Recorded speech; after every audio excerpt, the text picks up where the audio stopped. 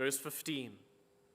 The eyes of the Lord are toward the righteous, and his ears towards their cry. So again, this is not a promise of a pain-free life. It's actually the promise of divine attention. God sees and hears.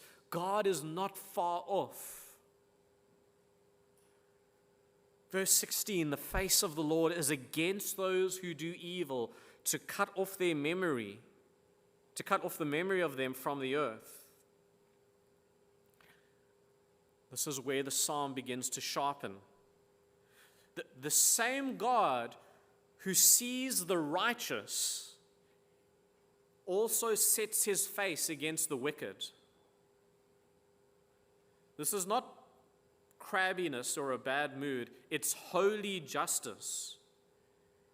There's no neutrality in God. He's not passive in the face of evil. He will not let it stand unopposed. And listen, this is so deeply needed today.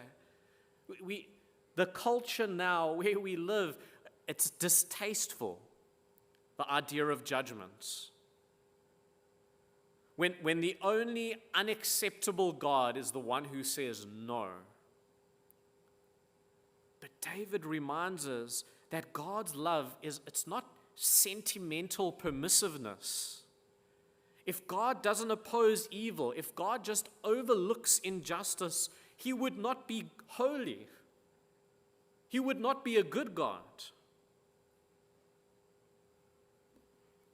Verse 17, when the righteous cry for help, the Lord hears and delivers them out of all their troubles. So here we are again, not the absence of trouble, but the presence of deliverance.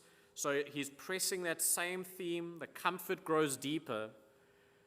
And then verse 18, the Lord is near to the brokenhearted and saves the crushed in spirit. If you had to pick one verse to summarize the spiritual atmosphere of this psalm, that might be it. Verse 18. God is near, not to the confident or the accomplished or the successful, but to the brokenhearted. My life didn't go the way I thought it would. And now I'm at this point. My prayers weren't answered the way I wanted them to be. This word for crushed in Hebrew, it has a sense of being pulverized and shattered and pressed down.